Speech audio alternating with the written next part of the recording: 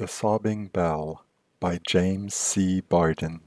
I stood peering through the snow at the shadowy facade of the cathedral which soared upward into the dark. All day I had been tramping about this ancient German town, rummaging in musty towers and in the hollow courts of castles long ago fallen into ruin. The cathedral I had not visited. I promised myself that pleasure for the next day. And now I stopped a moment to look at its vast bulk looming against the night. Just across the street lay my inn, and from its windows came a glow of light that trickled over the snow in lines of faded orange.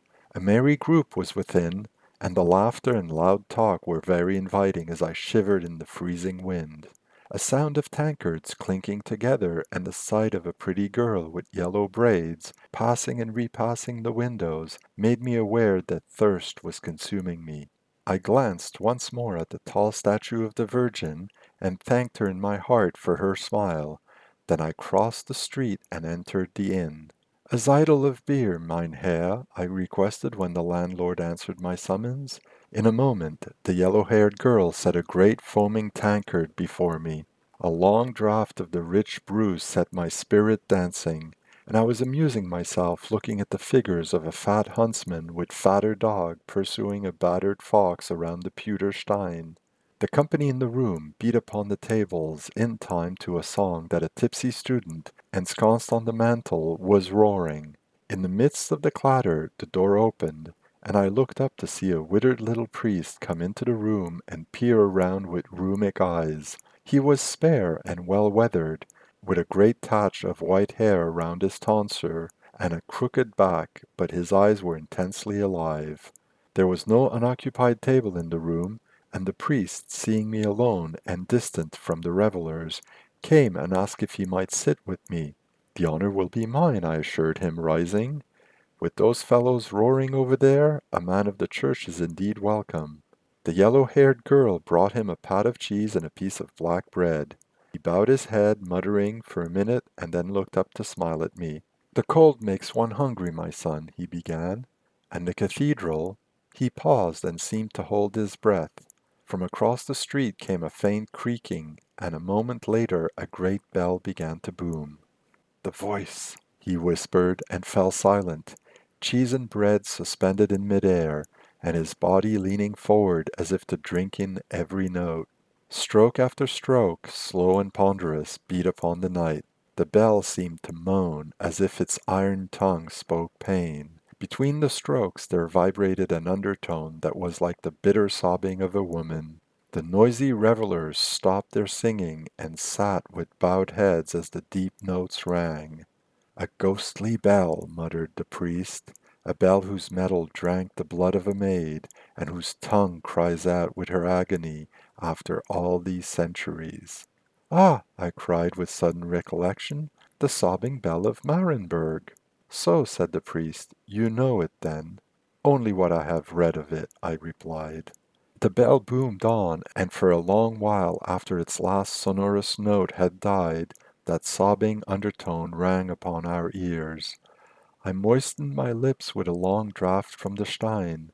The priest smiled at my agitation. "The lamentations of Meister Kluken's daughter are not good to hear, my son," he said with kindliness. "She mourns her virginity, as did Jephthah's daughter, perhaps." He paused and bit into his black loaf. "Meister Kluken's daughter?" I ventured to repeat when he said no more. "Ach, it is her soul that sobs in the bell, or so the legend has it." "I have not heard the legend," I said. The little priest brooded long in silence, idly fingering his rosary. "The tale is very old," he said after a while, "nearly as old as the church yonder. I heard it first some 60 years ago, when I was a choir boy. It was told me by an aged sacristan, and even today I remember the terror in his eyes as he told it. They were round, his eyes, like a pig's, and blue like those of a doll from Gutenberg." He laughed. "Blue, like a doll's," he repeated. "The cathedral was built by a king who ruled, some 60 years ago, what was then a large principality. He was a cruel king, with a heart already black for hell and a soul heavy with crime. Conscience rode him like a hag, and his very being was steeped in fear, not of man, no, but of God. Sometimes, and more often, of the devil. It was fear that built that church out there, and fear still lurks in the bell that sobs in the tower. When this king, Otto by name, had all but finished his church, after labor that lasted for nearly 20 years, he sent for a bellcaster, a Meister Kluken, who lived in a nearby city. This man had a wide reputation and a just one as a caster of bells, and he had cast chimes as far away as Toulon, which in those days was a great city. No man in all the world was more skilled than he in the use of metals. Moreover, God had blessed him with a daughter, slim as a poplar, graceful as a morning mist on a hilltop, and pure as the snow on the Matterhorn. The priest stopped and scratched his chin reflectively. There are not many such left, sir, in this wicked world, he declared. This girl, Griselda she was called, was beautiful, as I have said, he resumed, and her wonderful face and her father's wealth had attracted the attentions of many young men in lofty stations, and rumor had it that even King Otto himself had looked at her, and not without interest. So it may be that the ruler had other thoughts than those of bells when he sent for Meister Kluken. The king received the bellcaster with honor, and made him sit at the council table. "You are Meister Kluken, a caster of bells, eh?" the king asked. "That is my trade, your majesty," replied the Meister. "I have heard some of your chimes. They are good," growled Otto. "I wish a bell for my church, and I wish you to make it." Meister Kluken bowed. "It shall contain 3 metals, gold and silver and iron, to be a symbol of God's holy Trinity, whose voice it will echo, and a representative of the 3 graces that God gave to man," the king went on. "Gold will be for charity, silver for hope, and iron for steadfast faith." The priest paused again, and bit off another mouthful of cheese and black bread. "Is it not strange, sir," he mused, "how ready the wicked are with the iron words of God?" Well, Meister Kluken went away, and soon his furnaces were roaring, and his workmen sweated over the molds. After many days the time came for the first casting, and Meister Kluken, his daughter, and many others went into the dark workshop to witness the operation. But sad was their disappointment. When the furnaces were opened, and the liquid metals vomited into the molds, iron drew away from silver, and silver from gold, and each cooled out in isolation. The Meister himself went down to inspect the metals, but he could find nothing to account for their refusal to mingle. Thinking it was an accident, due to some fault in the preparations, he sent his guests away, and started his workmen upon another attempt. 2, 4, a dozen times he made his furnace howl with heat, and caused them to spew out the molten metals. In vain. Gold and silver and iron would not mingle. In despair, Meister Kluken went to the king and told him the bell could not be cast. The brow of Otto grew ominous. "Why can you not cast it?" he bellowed. "The metals will not mingle," explained the Meister. "They must mingle," the king cried. "Your Majesty, it is easier to mix oil and water and keep them mixed than it is to cause these metals to mingle," declared the Meister. "Gold and iron! Cast me that bell of gold and silver and iron," Otto interrupted, pounding his fist on the council table, "or your head shall roll in the dust ere the passage of a moon." Meister Kluken looked for a moment at the enraged king. "I shall obey your Majesty's commands," he murmured. Sadly he returned to his labor at the furnaces. Again and again he tried to force the metals to blend, now cajoling them as petulant women are cajoled, now bullying them, now begging them, but without avail. It was then, at the beginning of the 3rd week of the moon's journey, that he thought of a certain astrologer who lived high up on a cliff above the Rhine. The Meister paid him a visit, taking a golden goblet as a gift. The astrologer was a man skilled in all the arts of alchemy and dexterous in both white and black magic, and he had no fear of anything on earth, not even of King Otto, for his magic protected him. When Meister Kluken told his story, the astrologer swore a great oath against the king, because, he told the Meister, the bell would bring evil to those who first heard it ring. "It shall be cast," the magician assured him, "and there will be those to die for it. The lowly and the great must perish, and there will be black grief." Then, when this generation is swept away, it shall speak for God. But I know that men will never love it. It will, somehow, make them afraid. Ah, Meister Kluken, know that it must suffer its birth pangs in the blood of a virgin, and it must cry aloud through after ages in a voice of grief, not of majesty. And he explained to the horrified bellcaster that until the flesh and blood and bone of a virgin were mingled with the molten metals, the bell could not be cast. The Meister in desperation returned to his house and mourned in silence. For of course he believed that with such a condition to be fulfilled, the bell could not be cast. He was an honest man, and had a horror of all death, and he dreaded the day when the moon should pass out of the sky, for he believed that then his life would end. In such matters Otto was a man of his word, as kings usually are when there is a question of killing. Now it chanced that on the very day that the Meister returned from his visit to the astrologer, his workmen had completed another flux of metals and were ready to cast. The Meister called his daughter, and they went to the shop together. Like all the others, the casting failed. The good Meister's face blanched. Fortune does not aid me, he cried. And then to his workmen, let the furnaces cool. There is no more need for them. He heard a harsh laugh behind him, and turned to see King Otto glowering at him through the gloom of the shop. With the king was a youth, a knight whose face was as beautiful as Parsifal's. So, Otto sneered, you have given up. Meister Kluken bowed his head. The king turned an evil glance upon Griselda. Then, with a smile, he took from his neck a golden chain and flung it around the throat of the maid. Without a word he turned on his heel and strode out. Griselda stood motionless and horrified. The young knight, who had not moved to follow the king, strode forward in his clanking mail, and took the chain from Griselda's bosom. This is not for such as you, he said, but for painted women. This would soon be a collar of slavery. Griselda drew back, a little frightened and a little ashamed, as girls will be. The young knight took from his own neck a chain like that of the king's, link for link, save that the medallion was different. He placed the chain around the girl's throat. Mine at least is pure, he declared, and kissed Griselda's fingers. And when he had gone, Griselda kissed the medallion that hung on the chain. Then she turned to look at her father. Meister, she cried, why hast thou turned so pale?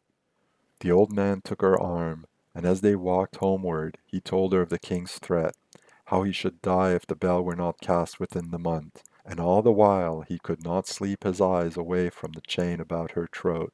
Is there not some way to make the metals mingle? She sobbed. None, the old man replied. He bowed his head and prayed God to forgive him the lie, and he prayed, too, in the name of the young knight whose face was like Parsifal's. When they reached their house, the maid sought her chamber, and brooded long, holding in her hand the chain of gold. On her lips played the smile of a maiden hearing for the first time the rustle of love's wings, but in her eyes were the tears of one who looks upon death. And it chanced that she, too, thought of the astrologer who lived on the cliff. He can give me help, she dreamed, to bring my knight to my heart, and to help my father cast his bell. That same night she secretly made her way up to the astrologer's den, taking with her the nurse who had tended her all her life. She remained a long time closeted with the magician, and when she came out, terror was in her eyes, and the broken chain hung about the fingers of her slender hands. The flesh and blood of a virgin, she whispered over and over again. The next morning she went early to church, and was confessed. Then she sought her father. Father, she said, have the workmen prepare the furnaces for another casting, and tell them to be speedy, so that all may be ready ere night. Thou must go to the court, and summon King Otto and his suite to the workshop. Today the bell will be cast. Why art thou so confident, child? He asked. Thy father, a caster of bells for 50 or 60 years, has failed. I know, father, that it will be cast, she declared. I have found a charm in an old alchemy book that tells how to fuse gold and silver and iron. If it be worked by a maid, it cannot fail. Go thou to the king, and bid him come. She embraced her father, and he kissed her on the brow. May God forgive me, she sobbed as she ran out of the room to hide her tears. The Meister did as she bade him, and that afternoon when the sun was dropping behind the hills, a great company assembled in the shop of the bellcaster. Near the furnaces sat the king, and near him stood the young knight, with a dream in his eyes. All about was grouped the court. In the black furnaces the flames roared and boomed as they raced up the chimneys. Red reflections danced fantastically upon the shining bare flesh of the workmen busy at their tasks, and upon the dull, empty faces of the king's women. Meister Kluken stood near the king, thinking of the beauty of the young knight's face. "So it is your daughter who is to save your neck, eh?" growled Otto. "It is she," the Meister replied. When the king spoke, the young knight had gripped the handle of his sword. Passion distorted the face of the king. "Well, should she fail," he said, scowling fiercely upon the Meister, "I can solace myself for your death, perhaps." The sword all but leapt from the scabbard when the young knight heard the words. He strode a little nearer the edge of the moulding pit. A great shouting began at the furnaces. The workmen ran about, and a moment later the doors opened, and a blinding flood of metal gushed forth and plashed into the moulds. At the instant the shouting began, a door in the far end of the shop opened, and Meister Kluken's daughter entered, followed by her nurse. She was robed all in white, and about her throat was a twisted, broken chain whose links were tied together with ribbon. Swiftly she advanced to the edge of the pit and stood beside the young knight. A stir of wonderment passed over the assemblage, and King Otto leaned forward in his chair. "That chain," he muttered, but he said no more, because as he whispered, the maid turned. She pointed her finger at him and cried out, "So dearly will you pay for your bell, King Otto, that it will haunt you even in hell." And so saying, she took the chain from her neck, and kneeling suddenly, placed it in the young knight's hands, and touched his fingers with her lips. "Thy chain," she half sobbed, and then rising and turning again to the king, she laid her hand on the knight's sword hilt and said, "If so pure a knight will soil his steel with such blood as yours, let him guard this chain with his life." King Otto sprang from his chair, but before he was well on his feet, Meister Kluken's daughter leapt into the molten metal in the pit. There was a whirling splash, a hissing recoil, and then quiet. The maid was one with the metals. Slowly, and stricken with awe, the king and his court drew out of the workshop, afraid to turn their backs upon that fatal pit. Meister Kluken they left raving in the arms of his workmen, and at the edge of the pit stood the young knight, turning a broken chain about in his fingers. The priest fell silent, and outside the wind howled, I thought, as the flames howl in a furnace, while tiny ice flakes pelted the windows. "The metals cooled out into a perfect bell," he went on, "and after a few months it was hung in the cathedral. Because Meister Kluken had lain near death after his daughter's sacrifice, and because Otto had slain the young knight with the thrust of a dagger from behind, the superstitious workmen had not put the clapper in place, and the bell had never sounded. On the day that the bell was hung, the king and the court assembled to hear it ring for the first time. It was a brilliant company, and none seemed gayer than the king, who made merry so that his conscience might not devour him. Soon there came a ponderous creaking as men tugged at the ropes, and in a moment the bell boomed forth its first note. Then, while the clapper was swinging back, there came a low sobbing, just as mine Herr heard it tonight. At the same moment men say the king's dagger leapt of itself from its scabbard. Otto's face blanched, and all the court crowded together. Again and again boomed the bell, and again that bitter sobbing moaned through the air.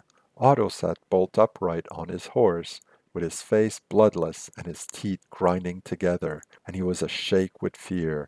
Each time that the bell boomed, terror caught him, and he sweated like a man with ague. All at once, unable to bear it longer, he sprang from his horse, and running, clutching, stumbling forward, cried out to the ringers, "Stop! In God's name, stop that bell! Stop it! Stop it! God's curse on that bell!"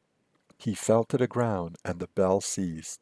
They carried him back to his palace, and in 2 weeks he was dead. The physicians said that fear had broken the fibers of his heart. The little priest sat back in his chair and smiled a little. "Men think little of such tales, sir," he said apologetically. "Yet, but listen. Just then the great bell boomed again, and the lamentations of Meister Kluken's daughter beat upon my ears. Truly, the priest said, rising and gathering his robes about him, such tales are for the innocent. Yet one can see the dagger with which Otto killed the knight, the same dagger that leapt of itself from the scabbard, and one can see also the chain that was around the neck of Griselda. They are both in the museum. And what better proof would you ask to add to the sob of the bell's notes? He raised his eyebrows enigmatically, laughed a dry little laugh, and went out. That was The Sobbing Bell by James C. Bardin, published in the May 1925 issue of Weird Tales.